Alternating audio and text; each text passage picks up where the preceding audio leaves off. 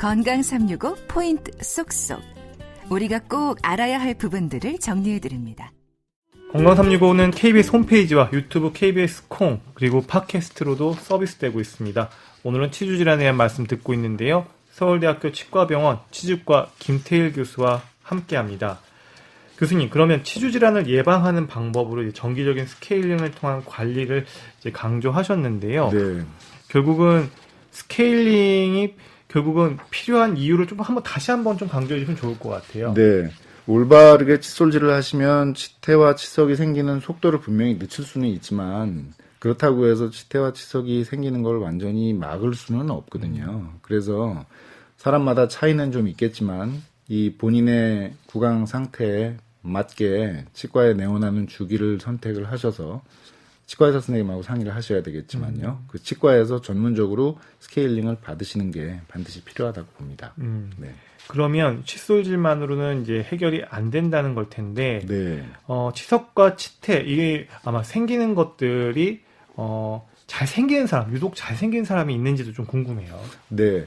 기본적으로는 칫솔질을 잘 못하시는 분들한테 일단 치태와 치석이 많이 생기시고요. 그리고 그런 게 아님에도 불구하고 치태와 치석이 생기는 속도가 약간씩 차이가 나는 경우는 우리 몸속에 이제 입에서 나오는 침이 있지 않습니까? 침 성분 중에 또 무기질 성분들이 여러 가지가 있거든요. 근데 그 분포가 약간씩 환자분들마다 다른 경우가 있어서 특정 무기질 성분들이 좀 많으면 사실은 치태나 치석이 더 잘 생기는 그런 일도 있고요. 그리고 드시는 음식물이나 이런 거에 영향도 좀 받는다고 되어 있습니다. 예. 그럼 그게 눈에 보이나요? 치석과 치태가요? 초기 상태 치태는 사실 눈에 잘 안 보이거든요. 그래서 치과에서는 착색제 같은 걸 이렇게 발라드려가지고 눈으로 한번 확인하실 수 있게 한번 해드리기도 하지만 어느 정도 또 시간이 지나서 쌓인 치태는 눈에 보입니다. 일종의 이제 밥풀 같이 이렇게 밥풀이 치아와 잇몸 사이에 끼어 있는 것처럼 이렇게 약간 허옇게 보이거든요. 근데 그런 단계에서 방치를 해두면은 이제 석회화가 진행이 돼서 돌로 되거든요. 그래서 치석이라고 해서 그 석자가 돌석자입니다. 예. 돌로 되게 되면은 그 치석은 부위와 그 생기는 속도나 이런 거에 따라 가지고 색상이 노란색에서 검은색까지도 띄게 되거든요. 예. 그렇게 되면은 확실하게 보일 수 있죠. 네. 그리고 보통 스케일링을 하고 나면 혀로 이렇게 자기 치아를 이렇게 혀로 이렇게 대보면 되게 매끈매끈한데 네. 시간이 지나고 눈으로 보이지는 않지만 네. 결국은 혀로 좀 꺼끌꺼끌함이 이렇게 느껴지는 그런 것도 있긴 한 것 같아요. 물론 맞습니다. 치석 단계 가면 더 느껴지겠지만 네. 아마 그런 느낌도 있더라고요. 맞습니다.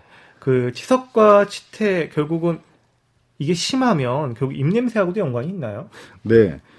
잇몸에 염증이 생길 확률이 일단은 많이 높아지는 게 치태와 치석 때문인데요. 이렇게 되면서 구취도 종종 나타나는 현상이긴 합니다. 네. 그럼 그런 부분들도 스케일링을 받으면 입냄새도 좀 효과를 줄 수 있다. 네. 치태와 치석으로 인해서 치주질환이 생겨 있는 경우에, 치주질환이 온 경우에 나타나는 구취의 부분은 확실히 제거가 될 수 있습니다. 예. 그리고 스케일링이 오히려 치아를 약하게 한다는 말도 하더라고요. 계속 갈아내고 하니까 이게 네. 치아를 약하게 하는 거 아니냐라는 이런 이야기도 있던데요. 네. 그거는 이제 스케일링을 잘 안 받으시고자 하는 분들이 대개는 하시는 말씀인데요. 네. 이제 그걸 저희는 이렇게 표현을 합니다. 그러니까 세수를 하기 싫을 때 너무 세수를 많이 하면 얼굴이 깎여 나가는 거 아니냐. 피부가 상한다. 예. 물론 아주 과도하게 스케일링을 저희가 전문적으로 치료하는 그 영역을 넘어서 과도하게 한다 그러면 분명히 문제가 되겠지만 그렇게 치료하시는 치과의사 선생님은 없으실 거고요. 치아 주위에 일단 치석들이 달라붙어서 치아로 전달되는 외부의 온도 자극을 사실 치석들이 차단하고 있는 일종의 단열재 구실을 하고 있거든요. 그래서 스케일링으로 그걸 제거하면 깨끗한 그 치아의 표면이 드러나지 않습니까? 그렇게 되면 이제 그때 온도를 느끼게 되거든요. 그래서 스케일링 하고 나면은 깨끗하게 치아가 되니까 비로소 온도에 대해서 어느 정도 감지할 수 있는 능력이 생기니까 이거 시리게 됐구나. 치아가 깎여 나간 거 아니야? 이런 오해들을 하시거든요. 예. 근데 초기에는 그렇게 시린 자극 같은 거를 느끼실 수 있지만 어느 정도 시간이 지나면 다시 거기에 적응이 되시니까 그거는 병이 아니니까 깎여나간 거라고 오해하시지 않으면 되겠습니다. 그러니까 스케일링의 득과 실을 좀 따져봐야 되는데 스케일링을 하면서 예방할 수 있는 것들이 훨씬 더 많다는 거죠. 예. 예. 네.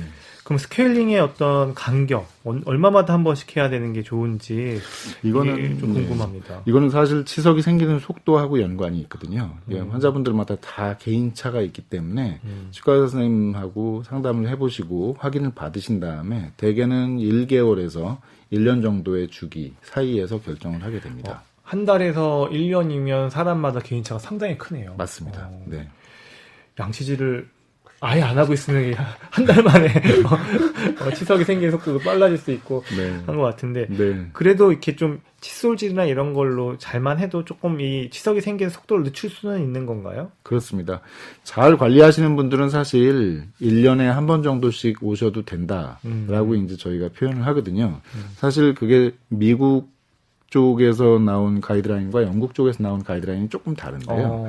미국 같은 경우는 1년에 한 번씩 아주 잘 관리가 되시는 분들은 1년에 한 번씩 하셔도 된다, 스케일링을. 영국 같은 경우는 잘 관리하시는 분들은 2년에 한 번씩 스케일링을 해도 된다라고 되어 있습니다.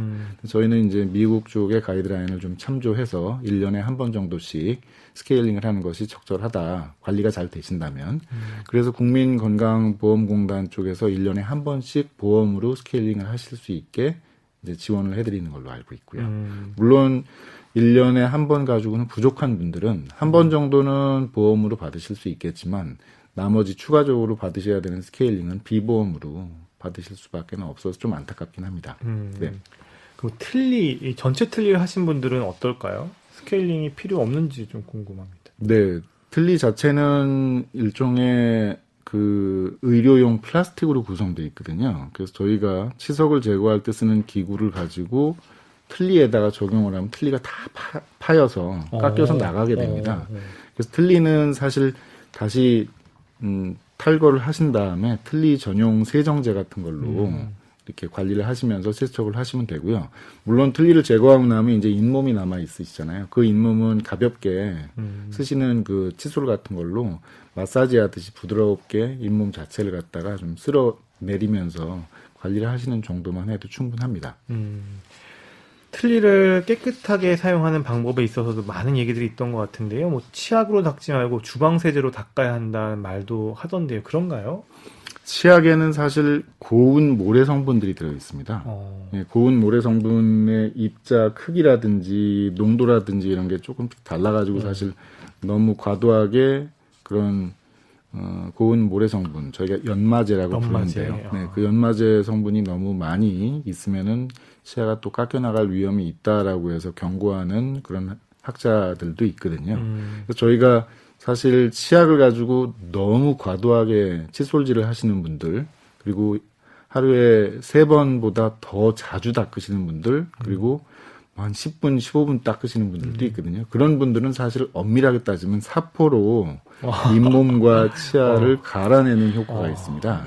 그래서 실제 제 환자분들 중에도 치석도 없고 치태도 없고 너무너무 관리가 잘 되시는데 유일한 단점이 너무 열심히 칫솔질에만 인생을 투자하셔가지고 잇몸과 치아가 다 깎여 나가셨어요. 네, 지나쳐도 문제가 될 수 그렇죠. 있군요. 그거야말로 과유불급이라고 생각하고요.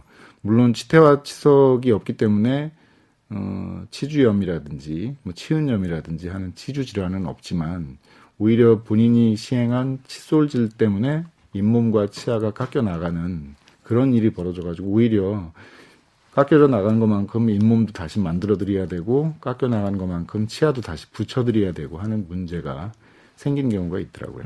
네. 그럼 틀니 조금 하나만 더 물어보면 네. 주무시는 동안에는 물에 담가두는 게 좋다. 이건 맞는 얘기인가요?